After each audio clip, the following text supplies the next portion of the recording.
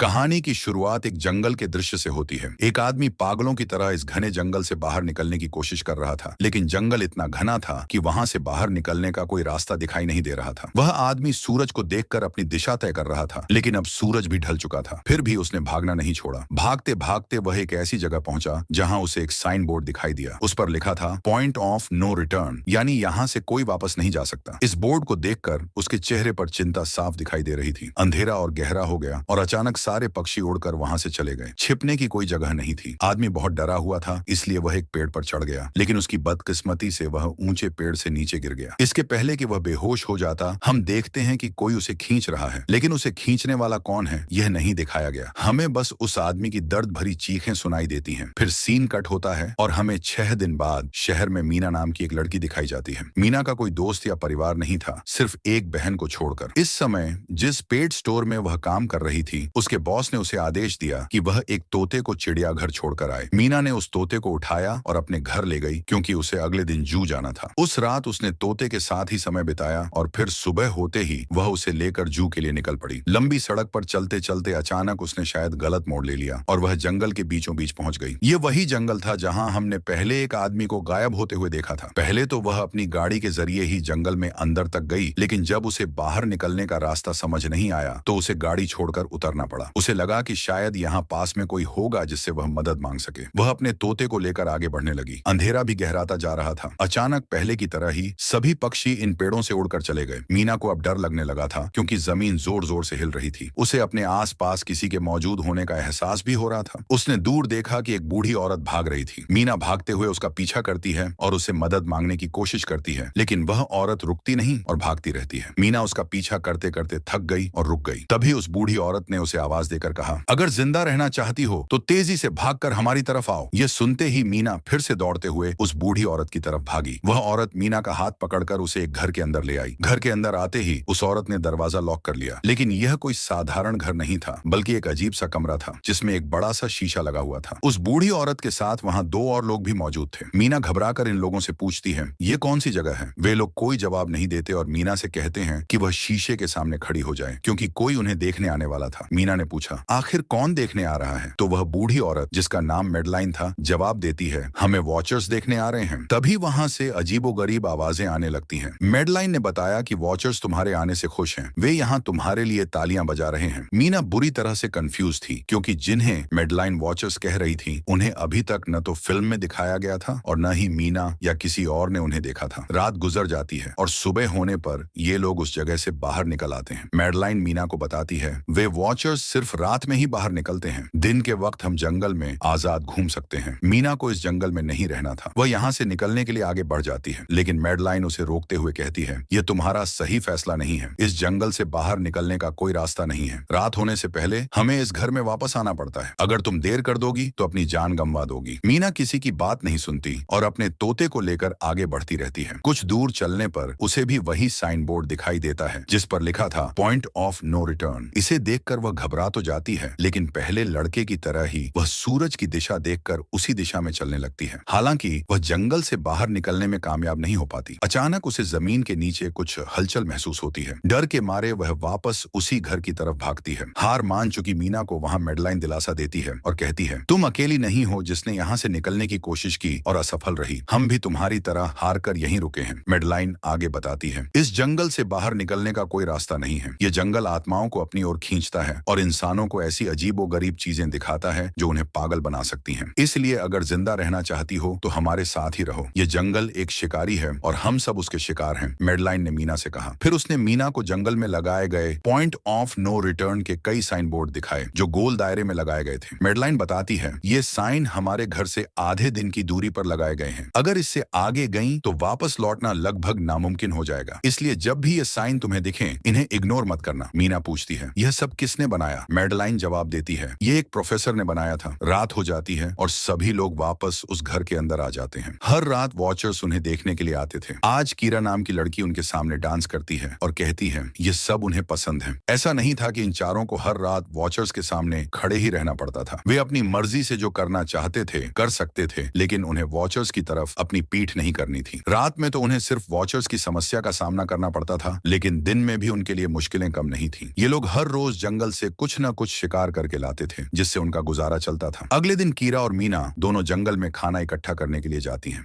रास्ते में मीना कीरा से पूछती है, आखिर ये वॉचर्स चाहते क्या हैं? कीरा जवाब देती है, मुझे भी कुछ खास नहीं पता, लेकिन मैडलाइन के पास एक थ्योरी है। उसके मुताबिक ये वॉचर्स हमें देखते हैं, हमें ऑब्जर्व करते हैं, लेकिन अगर हमने इन वॉचर्स को देखा तो हम पागल हो जाएंगे। इसके बाद कीरा मीना को एक गड्ढा दिखाती है और कहती है, ऐसे बहुत से गड्ढे जंगल में मौजूद हैं। दिन के वक्त ये सारे वॉचर्स इन गड्ढों में रहते हैं और रात में ये गड्ढों से बाहर निकल आते हैं। मीना कीरा से पूछती है कि वह कितने समय से यहाँ फंसी हुई है। इस पर कीरा बताती है कि उन्हें यहाँ फंसे हुए 6 महीने हो गए हैं। वह यह भी बताती है कि उसका पति जंगल में रास्ता ढूंढने के लिए निकला है। उसे उम्मीद है कि वह जरूर रास्ता ढूंढकर वापस आएगा और वे सब यहाँ से बाहर निकल पाएंगे। हमें यह भी पता चलता है कि कीरा का पति वही आदमी था जिसे हमने फिल्म की शुरुआत में देखा था, जिसे जंगल ने खींच लिया था। अपने घर के पास वापस आने पर मैडलाइन मीना को 3 नियम समझाती है। यहाँ जिंदा रहने के लिए पहला नियम यह है कि रात के वक्त घर का दरवाजा नहीं खोला जाएगा। दूसरा, रात में आईने की तरफ अपनी कमर नहीं करनी है। और तीसरा, दिन के वक्त उन गड्ढों के पास नहीं जाना है और जितना हो सके रोशनी में रहना है। मैडलाइन ने मीना को समझाया, लेकिन उस रात मीना वॉचर्स के बारे में और जानने की जिज्ञासा रखती थी, इसलिए वह आईने के पास जाकर कान लगाकर आवाजें सुनने की कोशिश करती है। जब उसे कुछ सुनाई नहीं देता तो वह आईने की तरफ अपनी कमर कर लेती है। ऐसा करते ही वॉचर्स को गुस्सा आ जाता है। वे जोर जोर से आईने को मारने लगते हैं। उनकी हरकतों से आईने में दरारें भी पड़ जाती हैं। इस शोर से मैडलाइन जाग जाती है। वह मीना से कहती है कि वह तुरंत आईने के सामने खड़ी हो जाए। मैडलाइन का मानना था कि ऐसा करने से वॉचर्स का गुस्सा शांत हो सकता है। खैर, यह रात किसी तरह बीत जाती है। अगले दिन मीना डेनियल के साथ शिकार पर निकलती है। मीना, जो यहाँ अपने दिन बर्बाद नहीं करना चाहती थी, यहाँ से भागने की योजना बना रही थी। शिकार के दौरान मीना डेनियल से पूछती है, क्या आज तक तुमने किसी वॉचर को देखा है? डेनियल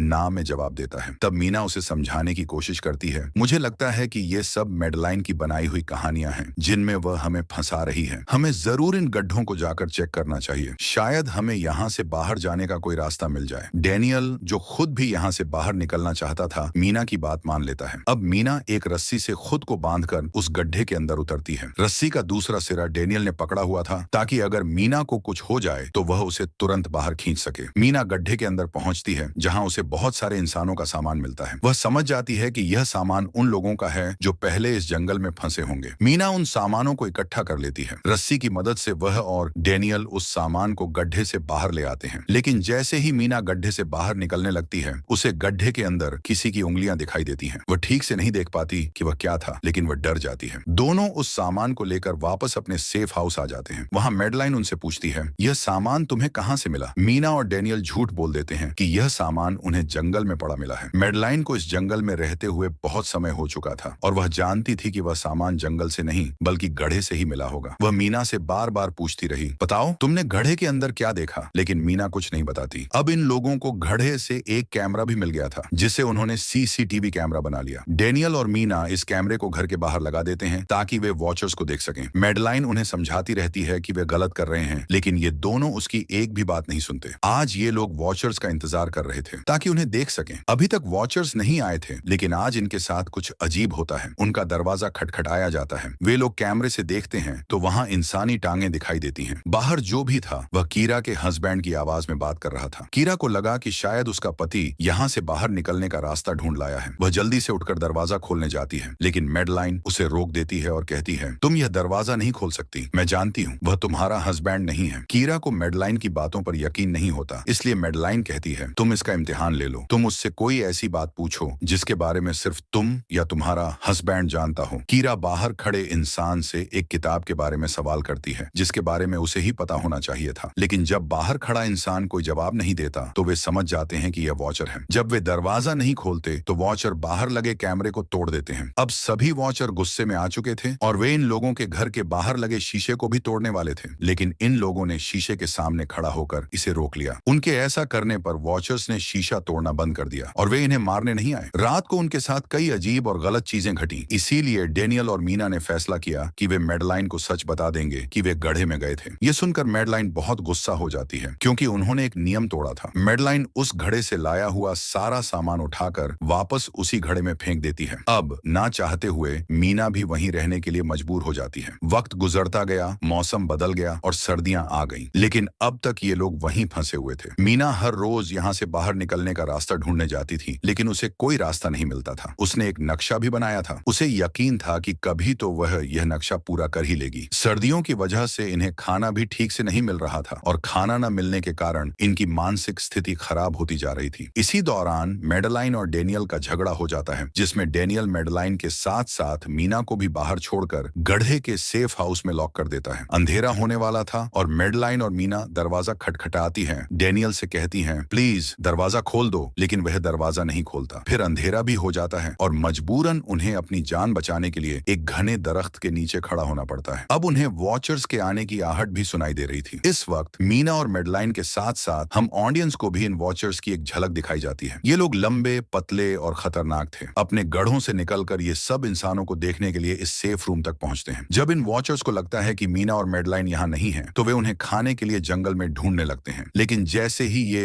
क्रिएचर्स दूर जाते हैं, मीना और मैडेलाइन को मौका मिल जाता है। दोबारा अपने सेफ हाउस तक आने पर इस बार वे जोर जोर से दरवाजा खटखटाते हैं और आखिरकार डेनियल उनके लिए दरवाजा खोल ही देता है। ये लोग घबराए हुए थे क्योंकि अब उन्होंने वो क्रिएचर देख लिया था। मैडेलाइन इन सबसे कहती है, मैंने तुमसे झूठ बोला था कि मैं यहाँ फंसी हुई हूँ। असल में मैं इन्हीं क्रिएचर्स की तलाश में यहाँ आई थी, क्योंकि मैंने किताबों में पढ़ा था कि ये सभी क्रिएचर्स परियां हैं, फेरीज हैं। लेकिन यहाँ आकर मैंने जब इन्हें देखा तो मुझे पता चला कि ये तो राक्षस हैं और साथ ही साथ काफी अक्लमंद भी। ये लोग भेस बदल सकते हैं। मैडेलाइन आगे कहती है, मैंने जिनको देखा था उन्होंने बिल्कुल मेरे जैसा रूप बना लिया था, बस उनके बाल थोड़े बिखरे हुए थे और उनकी आंखों के नीचे गहरे दाग थे। मैंने इनकी हरकतों से अंदाजा लगाया कि ये लोग हम जैसा बनने के लिए हर रोज कुछ सीखते हैं, इसीलिए ये हर रोज आकर हमें ऑब्जर्व करते हैं और जो काम हम करते हैं वैसा ही काम ये लोग करने लग जाते हैं। इनकी इन बातों के दौरान फिर से दरवाजे पर खटखटाहट होती है। ये क्रिएचर्स अब इनकी तरह बोल रहे थे। वे अंदर आना चाहते थे, लेकिन ये दरवाजा नहीं खोल सकते थे। अगर ये दरवाजा ना भी खोलते फिर भी क्या हो जाता। इन क्रिएचर्स में इतनी ताकत थी कि वे इस लोहे के दरवाजे को तोड़कर अंदर आ जाते। इन लोगों को कहीं छुपने का तरीका नहीं सूझ रहा था। सभी लोग भ्रमित थे, लेकिन अचानक नील की नजर फर्श पर पड़ती है। यहाँ फर्श थोड़ा ऊपर नीचे था। जैसे ही वह कारपेट उठाकर देखता है तो नीचे एक बंकर दिखाई देता है। ये लोग बिना वक्त गंवाए उस बंकर का दरवाजा खोलकर उसके अंदर चले जाते हैं और फिर बंकर बंद कर लेते हैं। ये लोग इस बात से हैरान थे कि यह बंकर इतने अरसे से यहाँ था और इन लोगों को इसका पता भी नहीं चला। इस बंकर के अंदर बहुत सारी सुविधाएं थी, हजारों दिन का खाना, बहुत सारे टीवी,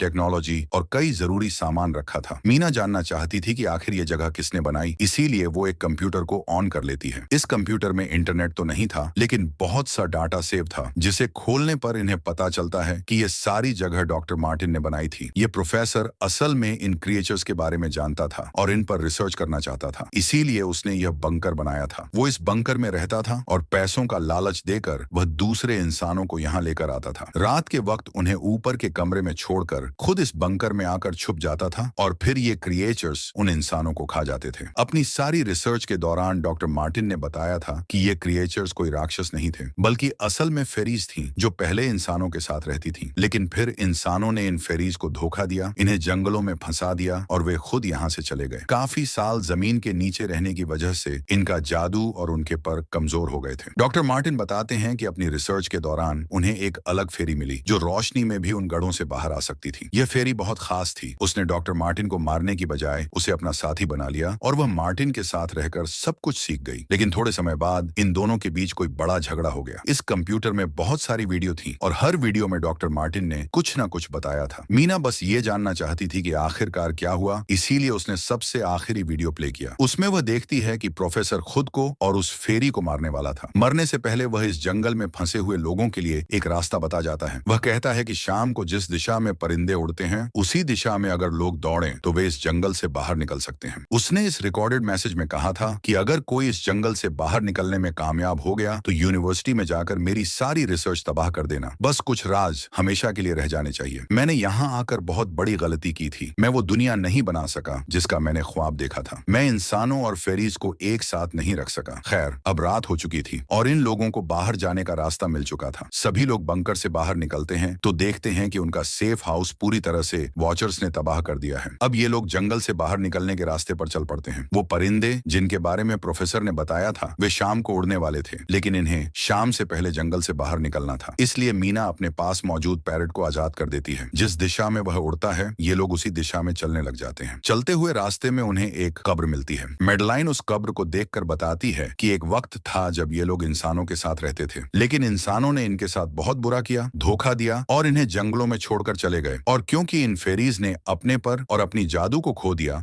अब कभी वे इस जंगल से बाहर नहीं जा सकते। चलते हुए ये लोग एक नदी के पास पहुंच जाते हैं। अब इस नदी के जरिए ही वे इस जंगल से बाहर निकल सकते थे। शाम हो चुकी थी और वे फेरीज और वॉचर्स अब जमीन से बाहर निकलने लगे थे। इससे पहले कि ये लोग डॉक्टर मार्टिन की बोट में बैठकर यहाँ से दूर निकल जाते, डेनियल को अपना साथी जॉन मिल जाता है, जो जख्मी हालत में था। डेनियल उसकी मदद करने के लिए आगे बढ़ता है, जबकि बाकी लोग अपनी बोट में बैठ चुके थे। इससे पहले कि डेनियल वापस आता, ये लोग देखते हैं कि डेनियल, जिसकी मदद करने के लिए वह गए थे, कोई इंसान नहीं बल्कि रूप बदलने वाली फेरी थी, जिसने अब उनकी आंखों के सामने डेनियल का रूप ले लिया था। ये सब लोग डेनियल के लिए कुछ नहीं कर पाते और उस फेरी ने डेनियल के माथे पर एक निशान बनाकर उसे मार डाला। उन्हें पता चलता है कि फेरीज अब यह पार नहीं कर सकते। अंत में ये लोग खुद इस नदी को पार कर शहर तक पहुंच जाते हैं। सीन कट होकर अब हमें दिखाया जाता है कि मीना डॉक्टर मार्टिन के कहे अनुसार उनकी यूनिवर्सिटी में आई है ताकि उनका सारा डाटा खत्म कर सके। लेकिन इससे पहले कि वह उनका रिसर्च डिलीट करती, उसे एक नई जानकारी मिलती है। वह जान पाती है कि जब हजारों साल पहले